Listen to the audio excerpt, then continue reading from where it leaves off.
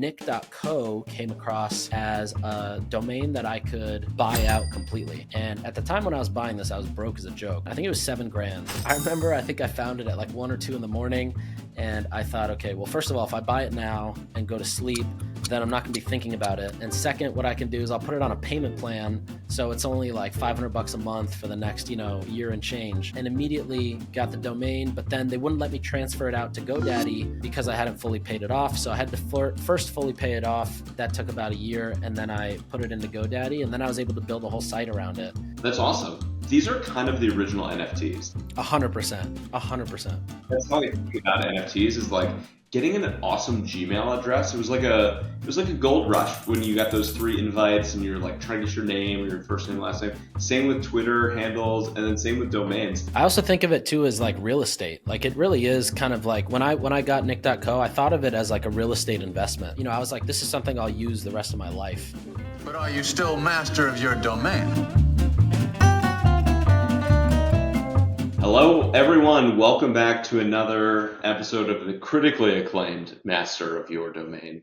I am pleased and honored to be joined by Nik Sharma today. Nik is so many things to so many different people. I've known Nik for a long time. He's a DTC guru and is deeply involved in the space. CEO of Sharma Brands, also runs the Limited Supply podcast, and it is a pleasure to have him on today. Welcome, Nik. Thank you, Rob. Excited to be here now on your podcast. Yeah, I mean, tit for tat here. I love your background, by the way. You've got a solid background back there. This is pre-background studio gets implemented. This is just my office, but I'm moving to a different room in this office, and that's going to be more designed like a one-way studio. Oh, nice. Well, we'll save that for a follow-up episode. We don't want to get into interior design too much.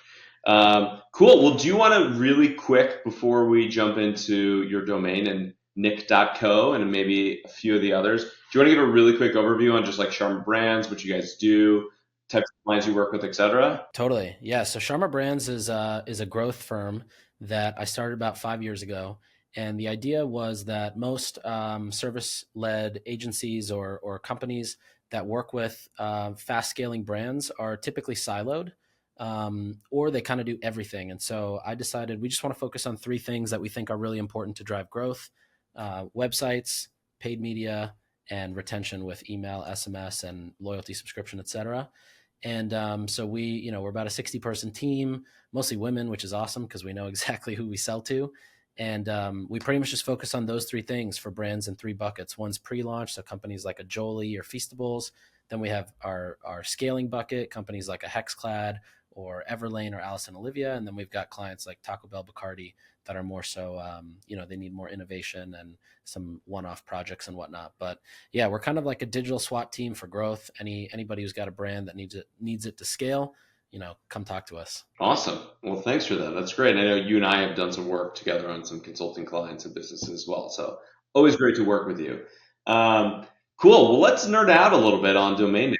My favorite thing to nerd out on. I'm sure you get hit up all the time, like, let's talk about domain names, but I appreciate you picking me. So yeah, Nik.co, you obviously have that for your personal brand, but would love to hear kind of like the story behind that. How'd you find your way into a 5 character domain name? Yeah, so it actually starts like back, I would say probably early high school. Just getting into the world of, so I actually grew up as a kid next door neighbors with Jesse Pujji, who started Ampush and scaled that and sold it. And so I kind of got in the world of marketing by observing him starting Ampush in our living room couch, either his living room couch or our living room couch. There was a couch somewhere. No, there was multiple couches because, Indian families were always at each other's houses, right? Every weekend it's brunch or dinner or a party. And so I got to meet with Jesse and Nik Shah and spend a lot of time with them. And, we'd be playing basketball and then they'd be sitting on the couch and they're like, yeah, we're building this Facebook company for lead gen for college. And that was kind of how Ampush started. But it got me very interested in the world of kind of like branded domains and handles. Jesse used to have, I think his email, or maybe it was his dad's email, was like mrpujji@gmail.com. And then Jesse's wife's dad or Jesse's wife's brother was, I think, Mr. Mucker on Twitter. So I was always like, oh, this is really interesting. It's like branding it in a way that is not only easy to remember, but it kind of like as soon as you see it, it's like, it puts it in on a higher pedestal. And same thing kind of carried over to the domain world, where I thought domains should be very easy to understand and very easy to hear and then remember later. I always think like if you hear a domain on a mic, just through your ears, but you can't see it, it should be very easy to replicate later. And so, fast forward to me probably now at like maybe 20 or 21, I start to get really interested in, how can I go get my Twitter handle to be Mr. Sharma, or how can I go get @Nik or Nik.com or something like that. And, Nik, Nik is a fairly common name, not super common. It's not like Chelsea, but still fairly common. Not like the CKs, not like the CKs out there. Exactly. It's not like the CKs. Exactly. Yeah. There's a little civil war going on there, but the other one was Sharma. So Sharma is like Smith in India, and Sharma, I was like, there's no way I'm getting Sharma. And so I start, first I'm like, every time everybody knows that feeling where they're looking for their name domain, you come across, all right, who are the other Nik Sharmas here in the world, right? And so there's a few that are kind of like the main ones. There's Nik Sharma, who's actually a celebrity chef, who we compete for the ranking on Google when you search Nik Sharma. And, he owns the knowledge panel on Google, which I think he'll have for the rest of his life. And then there's another Nik Sharma in Canada who's a real estate agent who owns niksharma.com. And I've tried to buy the domain from him. He refuses. Me and the chef Nik Sharma actually became friends because we get tagged in each other's stuff all the time. That's hilarious. And so we became friends, and we have solidified that we both don't like the third Nik Sharma in Canada because he's holding that domain hostage, and it's just a redirect. He's not even using it for anything. It's funny. It's funny, by the way, like the first name, last name.com. There's so many interesting stories around that. One, I tracked down this pastor in Canada to buy my brother's domain name, MikeJutz.com. It took us years. But I was talking to another guy, and he had like a very common name. It was like John Johnson. That's not his name. Like johnjohnson.com, and people would reach out to him all the time. And he decided that like if your name is John Johnson, you just get a panel on johnjohnson.com, and they share the website. So it's like a shared John Johnson universe. Yeah.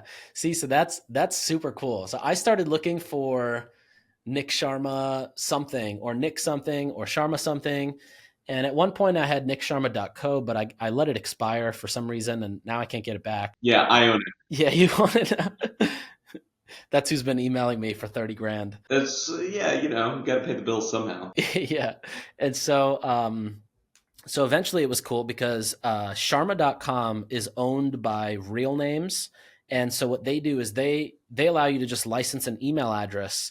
And so, for example, in my head, I'm thinking, vanity URLs or things that are easy to remember or even easy to communicate. Like my main email is nick@sharmamedia.com or nick@sharmabrands.com. But, if I'm like checking out at the store, that's really hard to convey. Oh no, there's no C. You have to do, it's Sharman, S-H, you have to like sound it out. So I got n@sharma.com as my email through Real Names, and that just redirects, it just forwards everything into my main email. So now when I'm out, I just tell people, yeah, n@sharma.com. And it's great because a lot of times it's like first they ask for your name and then they ask for your email. I'm just like n@sharma, and they can spell it easily. Then I started to think, okay, what, I've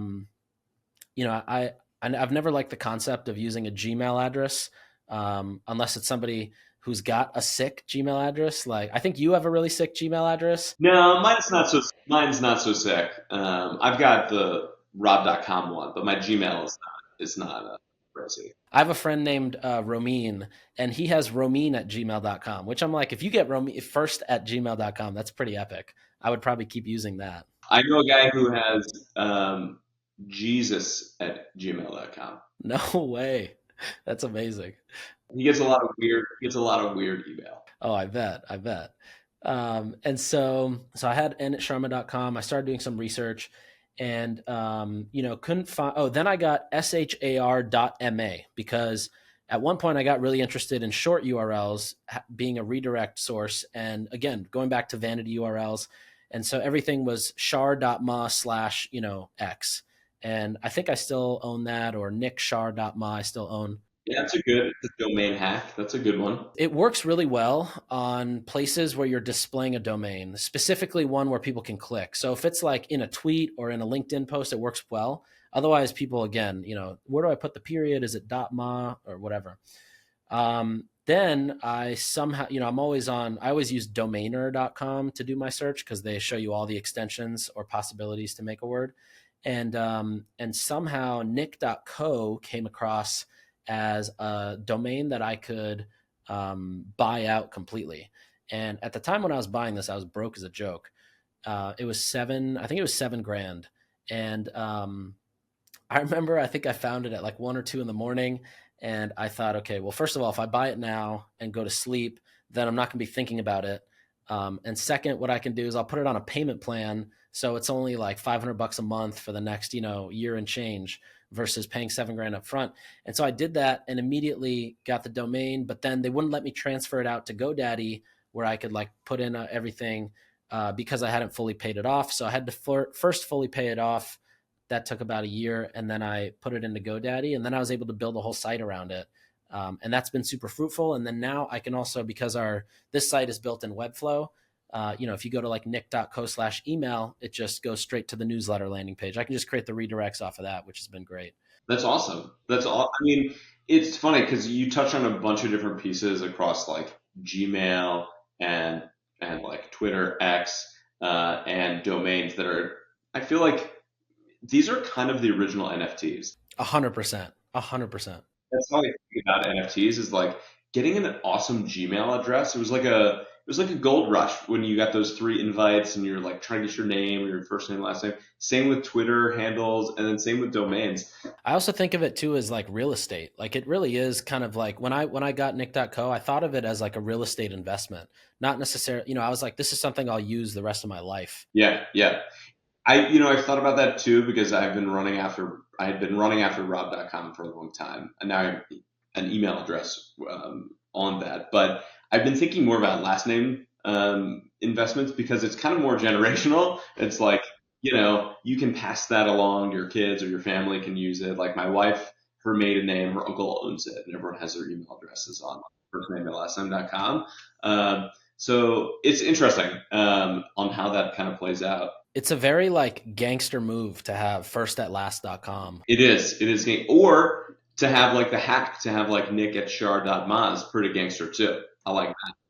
I like that one. Cool. Has it been like helpful for you kind of on the business side or on the brand side to be able to like flash that up there and people are like, oh, it's like actually good.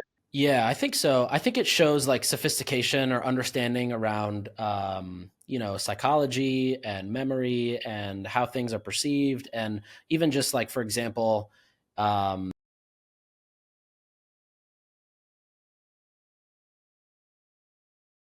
Oh yeah, we can hear more about hint.co. when I joined Hint, everything was super weird. It was like the site was drinkhint.com, which it still is today, but the Facebook page was facebook.com/_drinkhint_. The Twitter was __drinkhint. Then the Instagram was drink_hint. And I was like, this is crazy. And so the first thing I did right as I joined was I was able to get across every platform at Hint. So Twitter, Instagram, Facebook at Hint. That's legit. Yeah. And then I went and looked up who owns hint.com, and it was a health company, like a health company based out of SF. Yeah, it looks like Hint Health is still alive and well. And then I was like, all right, what about hint.co? Because even if we use drinkhint.com, which has been, it's like 10 years into the business so far, it's been drinkhint.com, that can stay. But when we work with influencers, I want to give them hint.co/Nick or hint.co/Sarah, whatever their name is, so that their people can remember, they might see the story and then go to the website later, but they'll at least remember it. And then we can redirect that URL to have UTMs or coupon codes. So when somebody goes, everything's already applied. Totally. And so, so I emailed the guy who had owned hint.co. I don't remember how I found it, but I think it was like you go to hint.co and you can submit an offer. And I don't know who taught me this, but somebody always told me that you want to make yourself seem like a college kid who's about to graduate, and this is a part of like a final project. And so that was the whole thing I went with. Was I was like, hey, I'm a college kid. I need hint.co for my final thesis project. I've never been to college, so I don't even know what the fuck a thesis project is. It's for a thesis project, guy. Come on. I ended up, first it was like the first offer was 50K. We ended up buying it for 5K, wired him the same day, got the domain. And then we put that in, and that became the new kind of like vanity URL. And it was really easy because whether you're on stage, whether you're at an event, if you're sampling at a volleyball tournament, you have hint.co/volleyball. Like we were able to attribute things much better. And same thing happened for that brand Judy, where Judy, I think Judy.co is now the main domain, but it used to be readyjudy.com. Judy is the preparedness kits. Yeah, emergency preparedness kit. And this was also a brand that was heavily in the celebrity world and in the celebrity culture because of Simon, who's the founder. And so, I was thinking like nobody's going to remember readyjudy.com/something. Let alone readyjudy.com. And so did the same thing, hey, I'm a college kid. I need judy.co. And again, that also I think that went from like 30K to like 5K. And we ended up, again, wiring the same day and getting it. If you ever want to change careers, Nick, Snagged, we're not hiring, but we would hire you. Yeah. That's amazing. You got a lot of .co stories. Yeah, a lot of .cos. The other .coms that I like to get, like for now, for example. So like, let's say Tatari is a sponsor of my podcast, right? Instead of like reading out tatari.tv/limited, I think I bought like getontatari.com. And something that's like a phrase that's easy to remember, I'm also a fan of. Definitely not for your main domain, but like I like it for redirects where you can, just make it easy for somebody to remember a phrase. Yeah, and that's what people talk about too when they're picking a name or they're picking a domain is what you alluded to. We call the radio test, right? If it's read on the radio, can I hear it? Can I understand what the word is? And do I know exactly what to type in? Which winds up discounting a lot of like names that look good when written down, but when you say them out loud, you're like, oh, there's 4 different ways to spell this. Like that is confusing. It's going to be more difficult for SEO, et cetera. So that totally makes sense. That's awesome, man. I love jamming with you on this stuff. And I'm very impressed, by the way, that you went and got all the hint stuff. Like I did very similar things for my businesses, but a lot of work. Well, a lot of it was, inspired by like some of the stuff you guys did at Row too, because you guys went from Get Roman to just Row. And I also just think it's like from a branding, if you're looking at 2 companies and you're deciding which one to go with or which one to buy from or work with, and they do similar things, I believe that everybody's going to go with the one that feels better branded or better designed or kind of more put together in that sense from the outside. Yeah, just sort of trust and legitimacy and, domains, social handles, emails, it all plays into that. And sometimes it's subconscious, but it's those like little things that add up over time. That's awesome, man. Well, I'm going to work on getting you the remaining social handles and domains that you've been challenged on, but it seems like you've locked up most of them. But dude, thanks for coming on, for sharing your story. Awesome. Appreciate it, man. Absolutely.